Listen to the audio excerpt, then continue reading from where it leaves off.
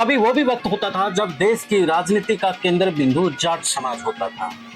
देश के प्रधानमंत्री से लेकर के नीचे मुख्यमंत्री और फिर कैबिनेट मंत्री, हर जगह जाट समाज का प्रतिनिधित्व होता था। लेकिन जैसे जैसे वक्त बदलता गया, कांग्रेस से बीजेपी के हाथ में कमान आई, तो कहीं ना कहीं अब जाट समाज में इस बात को लेकर के चर्चा हो चली है कि आए दिनों जाट समाज की राजनीति को जो अब मौजूदा सत्ता है वो हाशिए पर धकेल रही है। पहले जहां मुख्यमंत्री का कह करके फिर मुख्यमंत्री ना बनाना, और अब ये चर्चा तब ज्यादा तेजी पकड़ ली है जब देश के उपराष्ट्रपति से इस्तीफा ले लिया गया है।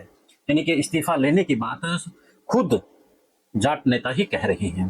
राकेश टिकैत से लेकर के दूसरे जो जाट नेता है वो भाजपा को अब आड़े हाथों ले रहे हैं कि जाट राजनीति को हाशिए पर मौजूदा सत्ता धकेल रही है।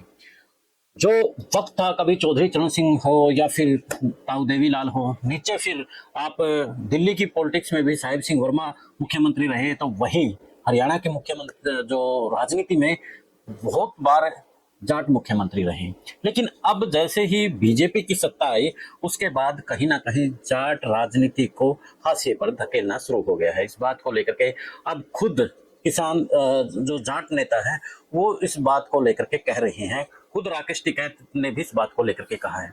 तो हम सिलसिलेवार एक बार विश्लेषण करेंगे, बताएंगे कि जो जाट राजनीति है वो लगातार कैसे हाशिए पर भेजी गई है। जो जाट नेता जीता है, जो विधायक बना है, जो मंत्री बना है, उसके दो ही परिणाम हुए हैं। या तो उसको शांत बैठा दिया गया है या फिर उसको स्टूल दे दिया गया है, यानी कि बेंचों तक ही सीमित अब उनको रखा गया है।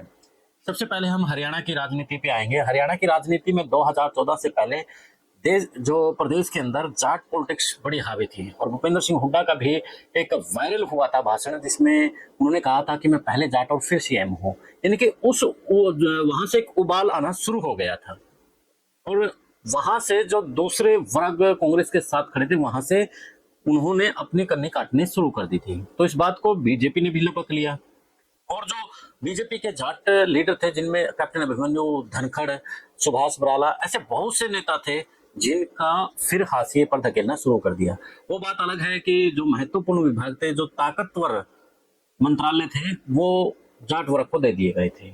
आज इसलिए विश्लेषण कर रहे हैं इस बात को लेकर के कि जो उपराष्ट्रपति थे हमारे जगदीप धनखड़, उन्होंने इस्तीफा दे दिया है। उसके बाद जो नेताओं के बयान आए हैं, इसलिए आज ये विश्लेषण कर रहे हैं। तो कैप्टन अभिमन्यु के साथ धनखड़ और सुभाष बराला को एक बार प्रदेश अध्यक्ष बनाएगा, और उसके बाद कहीं ना कहीं पीछे का घेर लगाना शुरू कर दिया। दुष्यंत चौटाला जेजेपी से जीत करके आए और 10 विधायकों के साथ एंट्री की।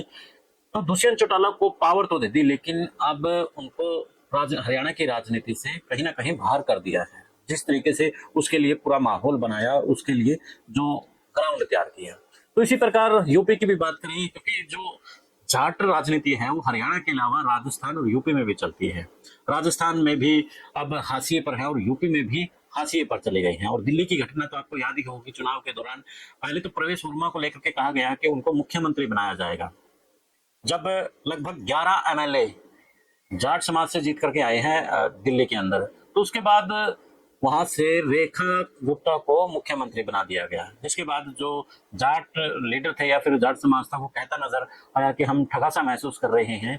हमें था कि यहाँ पर हमें चौधर मिलेगी और चौधर के लिए ही जाट जाना जाता है, लेकिन वहां पर भी उन्हें चौधराहट से दूर कर दिया गया है।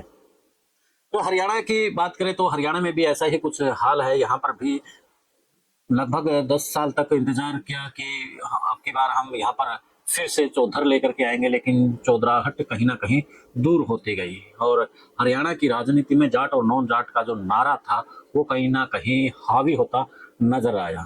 खैर, जिस तरीके से जगदीप धनखड़ ने कह दिया है, और जगदीप धनखड़ ने इस्तीफा दे दिया है, और जाट नेताओं ने कह दिया है कि हमें हाशिए पर धकेला जा रहा है। यूपी में संजीव बालियान, जो कि पहले तो फ्रंट पर उनको रखा गया, लेकिन बाद में उसकी ताकत कम करते गए, और आज संजीव बालियान भी हाशिए पर है।